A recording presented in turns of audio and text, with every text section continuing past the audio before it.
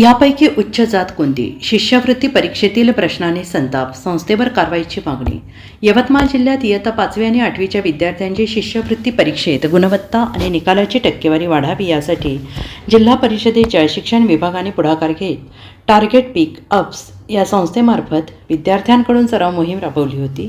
यात जवळपास 24,000 विद्यार्थी सराव करत होते. विद्यार्थी ऑनलाईन परीक्षा सोडवू शकतील अशी व्यवस्था होती आणि या टार्गेट पिकअप्सच्या 8वीच्या दुसऱ्या ऑनलाईन सराव चाचणीच्या प्रश्नपत्रिकेत विचारण्यात आलेला एक प्रश्न चांगल्याच वादाचं कारण बनण्याची शक्यता आहे.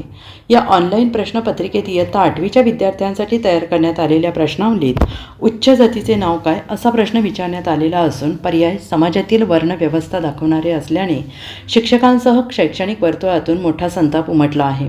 विद्यार्थ्यांच्या मनातून जाती निर्मूलन कसे करणार असा प्रश्न उपस्थित करण्यात येतो आहे आणि यामुळे या संस्थेवर कारवाई करण्याची मागणी जोर धरू लागली आहे. परीक्षा 22 फेब्रुवारीला होणार आहे आणि या संदर्भात संबंधित संस्थेकडून प्रश्नाची ठेवण आणि भाषा चुकीची होती, त्यामुळे त्यांच्याकडून लेखी खुलासा मागवण्यात आलेला आहे. त्यानंतर कारवाई करण्यात येणार असल्याची माहिती मुख्य कार्यकारी अधिकारी मंदार पत्के यांनी दिली आहे.